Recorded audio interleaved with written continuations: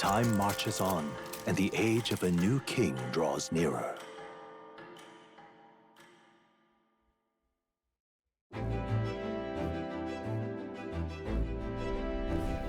Good morning. Top of the morning to you laddies, dear passengers. I trust that the sleeping quarters more than exceeded your expectations, eh? True. They're better than I feared, considering how tiny they are, but I've got a question of my own. Isn't the desert sand going to do a number on this runner? My boy, remember who maintained this rugged girl. Nearly a grain of sand could fit between her seams, I assure you. Regardless, we'll be leaving these arid dunes behind tomorrow. I knew it! Wow, runners really are neat, are they? Carriage would never be able to get through the desert this fast, but, just keep an eye on the road, okay, Neurus? Yeah, I don't want to crash into it.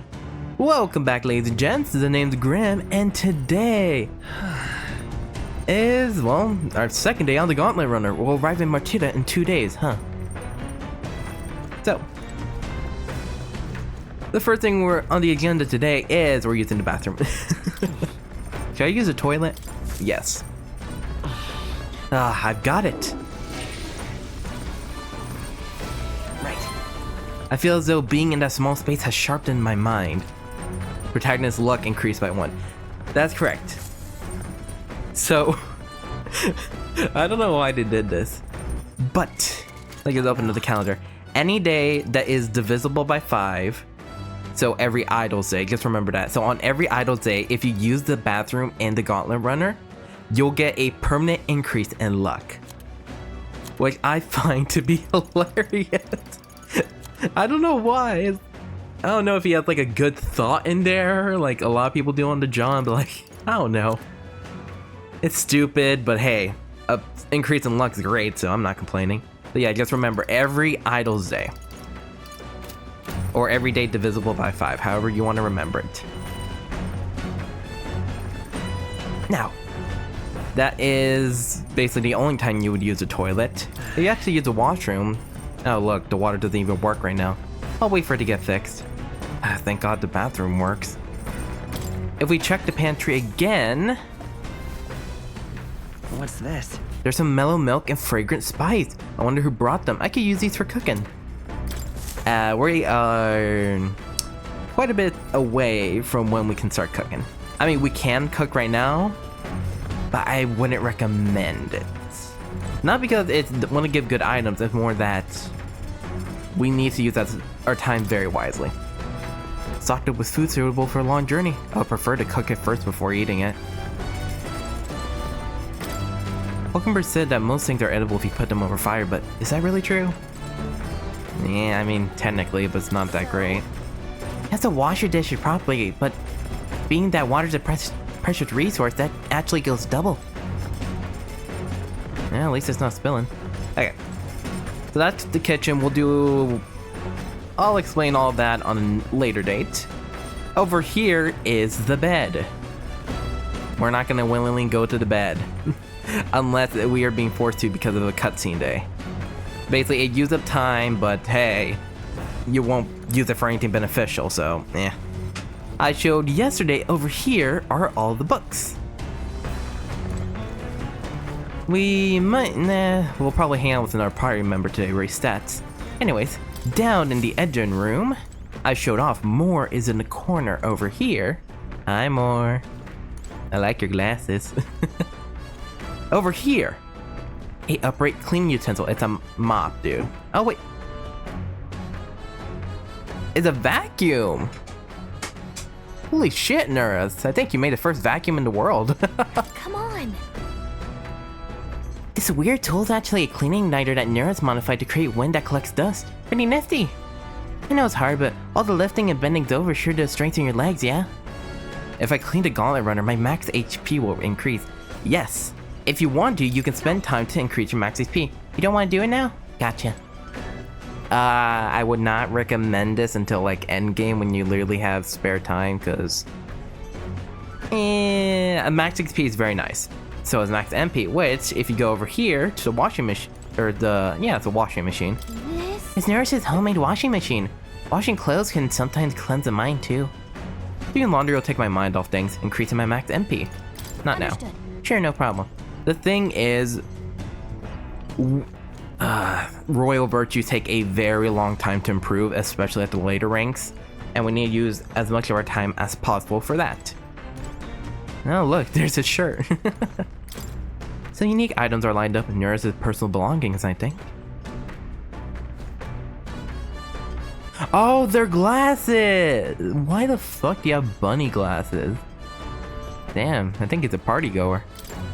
Nurse's research desk. This must be where new inventions are born.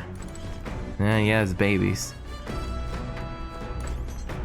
A bag of cotton. There's a fluffy bag that's perfect for sitting on. If I sat on it, I don't think I'd be able to move. Again, it's a bean bag. Nurse, I think that's the first in the world. He's a genius, I tell you. Or maybe he gets lazy. Pile of powder. I've never smelled this fragrance before. I can't tell whether it's used for food or for fuel. If it's down here, then probably for fuel. God, that looks so comfy. I wouldn't sit in this one though. I feel like that hook will probably smack me in the face. Or worse, pierce. Ooh, I don't want to think about that. Anyways. We briefly enter the engine room, but... Oh yeah, you can, at any runner phones, you can also call Nurse. Oh, what's the matter, lad? Looking for a chat? Afraid things might get a bit bumpy if I take my house off the road. Maybe later then. No one wants to have a clean strolls barf out the deck again. Yeah, not it. Ah, yes. Best not to tempt fate. I'll focus on driving for now. My assistant's being a brat. If you hear any, like, banging in the background, are you serious? He has the zoomies. He's literally sprinting across my room right now. Just when I started recording. Anyways, this pulsing heart is actually an igniter. A magic igniter, enormous compared to those used by the army. If I recall correctly, it uses maglet crystals as fuel. Interesting. Most igniters do basically grab the maglet from the environment to be able to use the spells they utilize. But this, I've never seen an igniter like this before. Literally looks like it's gonna fry somebody's brain open. Ew. And the worst part, if you listen, you can actually hear it beating as though it really was a heart. And I don't know, that kind of freaks me out, but it does make the ship feel more alive, which is also charming. Like, it's more like, you know how sailors or like or car guys like basically treat their vehicles as babies? You know, it makes you feel a bit more like that towards the ship, especially since Nurse and the ship are doing so much of a favor for you. Man. Honestly, this was a complaint I didn't even realize about while playing, but honestly, this, at least the desert area, are like really empty. Oh no shit, it's a desert. But like, I don't know why, still looks pretty cool. Especially since look how fast we're going. How fast do you think we're going? Like 80 miles at least? 80 miles an hour?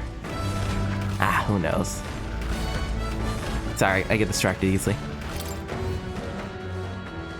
By the way, want to know an interesting detail about Alexander right now while we're running around? Look at his hands. He's not wearing his gloves right now.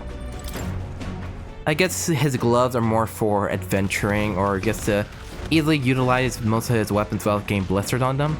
I mean, I feel like most like warriors and knights to do that. Now, this is the front deck. Usually spawn out here in the evening, and back there. If I can go back there, I can. It's just, yeah, it's all the way in the back over here. I guess I had to use another ladder. I'm like, where the hell's the third ladder? Over here. A cloth-covered barrel. Beneath this cloth, there seems to be a big barrel. I wonder what it's used for. We'll learn that at a later date. Isn't that so cool? You can actually go around and just look at the ship and all the detail in it. Like the flag on it. The way it sort of just moves around. You can see all the moving parts. God, it's so cool.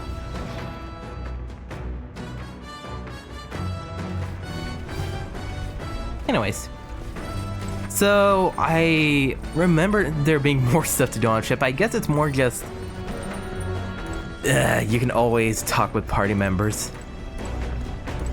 And when we get more party members, that's when it feels like there's so much to do on this damn ship. Anyways, if you look at the round table, there's a map showing the area surrounding your destination, Matira. You get this nice little animation. Let's see. I wonder where we're at right now. We're It's your about It's your call. fourth of the It's way your call. to the next camp. Are they all named differently? Campground. It is Desert It's Camp, your call. Rock Den Camp, It's your call. Verdant Camp. It's a campground. Small dune on the path of Matira gives a vantage point and provides should be a safe resting spot. It's your call. The lee of a large boulder on the path of Matira, since it's hidden away out of sight, it should be safe to rest here. It's your call. A patch of grassy plain on the path of Matira, since it's hidden away out of sight, it should be safe to rest here. That's so cool. They actually give reasons on why you stay there. In the evening, Campground. let's see if we actually do stay on the boulder, because that'd be some crazy attention to detail. Okay. Well now, anyways, we have a choice to make for today. We can either raise our courage with Stroll, or raise our wisdom with Hulkenberg. As of right now, we kinda need wisdom more. So, why don't we chat with her? Well met. Alexander, you kinda have a perfect moment. I was just thinking I pondered some battle strategies over my board game, and after a game of military tactics, you see, care to indulge me in a round? Playing a game with Hulkenberg will raise my wisdom. Seems kinda fun, doesn't it? How about playing a game? Sure, why not? Then let's begin. I shall give and expect no quarter, shall we? If so, If that's how you plan to make your advance, then...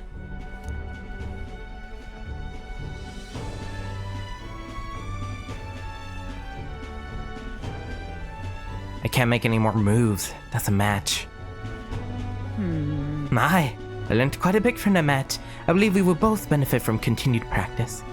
This game affords me the opportunity to visualize strategies all on my own. What if an enemy came at me from such an angle? How would I retaliate? And so on and so forth. I'd say I once failed in my duty to serve His Highness the Prince. At that time, I was but a novice, a new addition to the Royal Guard. I lacked the experience needed to properly assume the role. that's why. 'Tis for that reason now that I train both my body and mind so thoroughly, as I have vowed to never let such a thing occur once again. Now, I believe...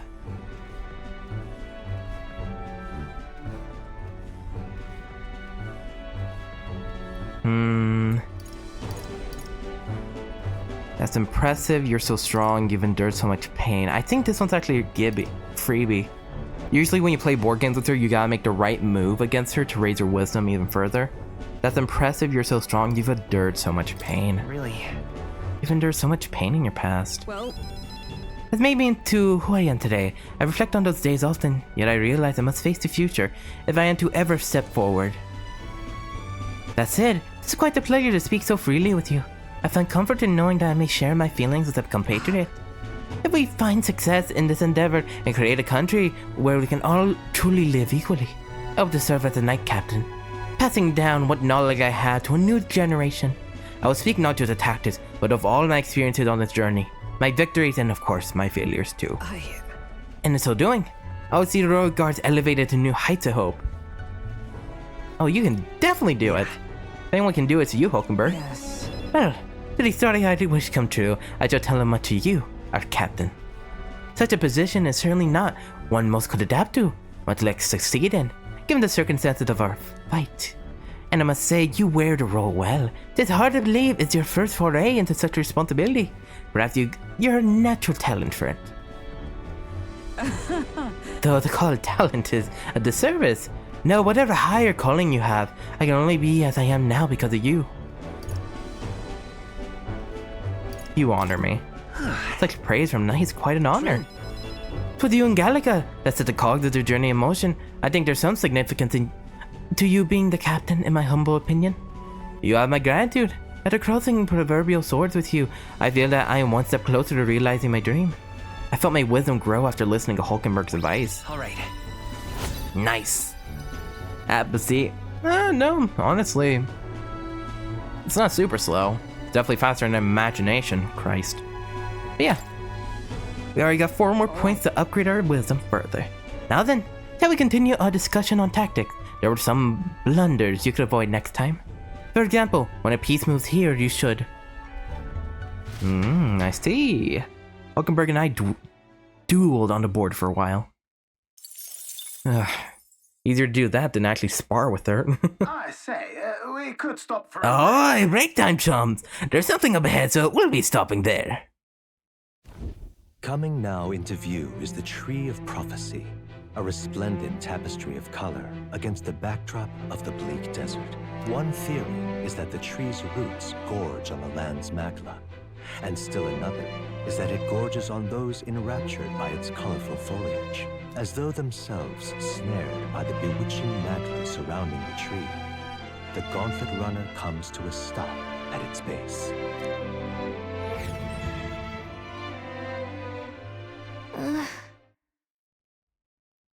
Here we are. Shall we get a closer look? Dude. Look at this thing! Oh wow, it's so pretty! That's... It's not just the leaves, it's as though the whole area has been painted red. Certainly. This place calls to mind a picture book I read as a child. It told of a great tree located somewhere within the country, whose colors shifted to foretell unusual events in the times ahead. How exactly would a tree foretell the future, and how does a plant grow this huge in the middle of a desert? I'm not sure if this explains it, but I am sensing an incredible amount of magla in the air here. If your hypothesis is correct, then that would make this no mere tree, no sir, but a magical organism that feeds off magla. As a matter of scientific research, I must document this discovery. Norris pulls a sheet of paper and a brush from his pocket and begins to draw the landscape in front of him. Hey. Wow, Norris, how did you get so good at drawing? Ah, my boy, meticulous documentation, the foundation of all good research. There you have it, I'm finished here. Take it as a keepsake. Wasn't it for research? But I thought you needed this for research, though. All the pertinent information I have has been etched into my very mind. I could do without the sketch itself. The Tree of Prophecy drawing. I've seen Norris's research picture. The drawing is intrinsically detailed and could accurately convey the full majesty of this place to a viewer who has never been there. And I don't know if this is a hot take, but I think this is prettier than cherry blossoms or most other like beautiful trees. Look, they're so cool. It says, look at it. It's a deep crimson on it, makes it look so pretty with the pale bark on it too. Seriously, this looks like a Renaissance piece. And that's what's so cool about this game. And those Renaissance themes and art on it. It's just, I don't know. Sorry, we'll continue on. I don't want to stay here for too long. Hey there. Hey, why don't we get to Maria? I bet she'd love to see something from our journey. We could tell her a story about this place. Next time we're in Grand Turret, I should give this drawing to Maria. From the looks of it, it's not going to be for a long time, though. Oh, a magical organism in the form of a tree. Say, aren't fairies in the same classification? Precisely! Gallica is the most precious treasure as well. I've been observing her very closely, which has given me great insight into my own research into flight. Huh? What? You've been observing me this whole time? I recall you asking, so knock it off! However, Turning our attention back to the tree, I've heard that it tints itself blue to herald the arrival of favorable developments. I wonder what manner of anomaly its current color portends. It's like a brief detour, but I feel that rare sight has broadened my wisdom. all right. Nice. Yeah, we're not even halfway though for it. We're about 4th. So we basically got 8 pips of wisdom today, so not a bad day. Arrives in a quiet clearing, concealed by boulders, as darkness reclaims the wilderness for itself. Monsters run rampant in the wilds. To sleep here would be perilous, unless from within the safety of a Gauntlet runner. The party, secure in their Gauntlet runner, spends the night in peace, hidden from hungry gazes.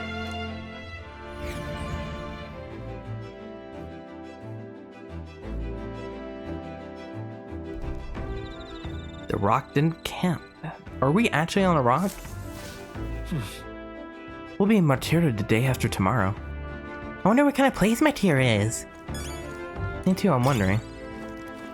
Stop at a campfire. Ooh, well, we're not on. Well, we might be on a rock actually, because there's some dunes over there. But if you look at the surface, this isn't sand. This is actual. Well, yeah, it's actually rock. So yeah, that's a cool detail. What's up, Stroll? Granted, could dazzle even the darkest nights. Out here, you can barely see the horizon. It's a comforting reminder of home, if I'm honest. I just couldn't appreciate it from a swaying Gauntlet runner. Hope you get used to it soon. Yes, likewise. We have a long journey ahead and I would do well to adjust sooner rather than later. Haven't always been this weak, but the swaying takes me back to times I'd sooner forget. After I lost my home, I was tossed between relatives, and each time I began with an agonizing journey in a rocking carriage. I suppose that's why I find my mind drifting to Halia. I often wonder how the people who survived are faring now. Wonder about Halia's refugees. Poor Stroll. Let's see if Norris is free, or at least we can talk to him. And then after that, we can hang out with Hulkenberg for a minute. Now, another interesting detail about the evenings on the Gauntlet runner. Look at Alexander. This is his. You might think like, oh, it's like a pajama set or some like different outfit he puts on. No, this is what is underneath his cloak. Well, it's more of a jacket.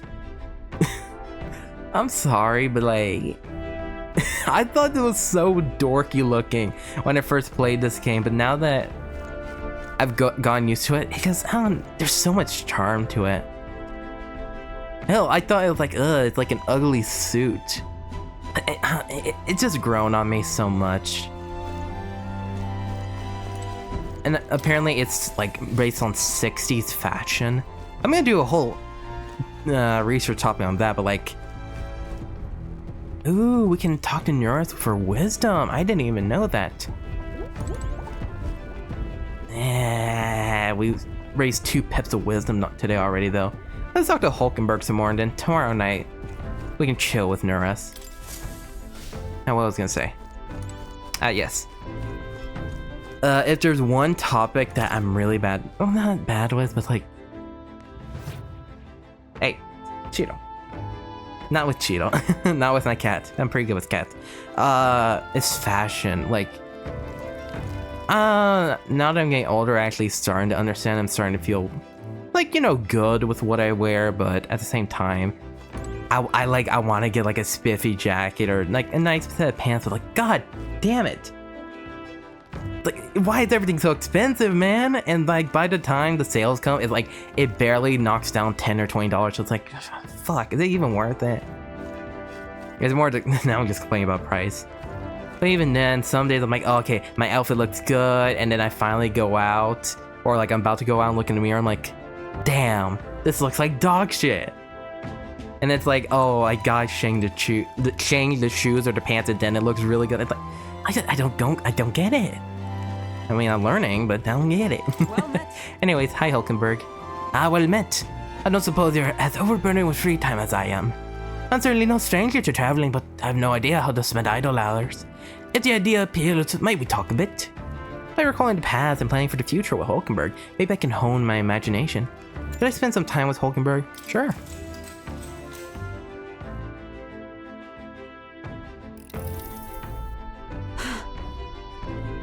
This power we've awoken to have all sorts of questions, but what I really find curious are these forms we take on.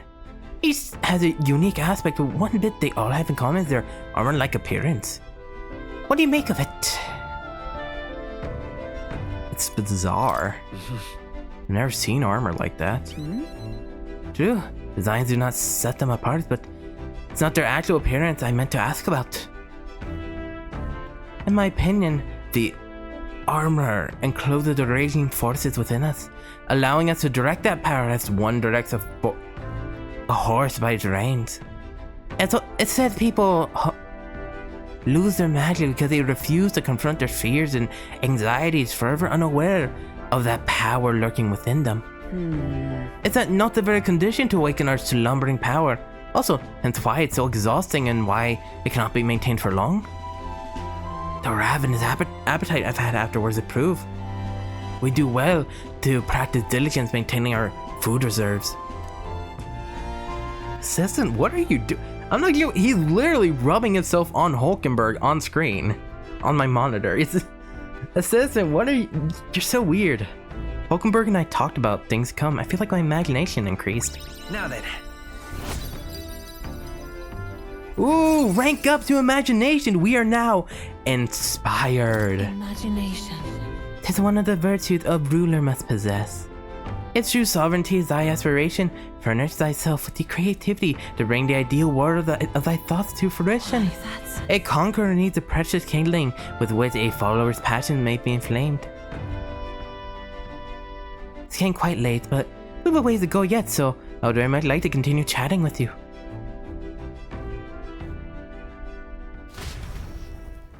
Hulkenberg and I talked for a while, and that'll be it for today, ladies and gents. Next time in Metaphor Refantazio, we got one more free day on the on the Land Runner, and then after that we got one more free day, but in the evening we'll finally reach Martira. Until then, I hope to see all you wonderful ladies and gents here next time. Goodbye.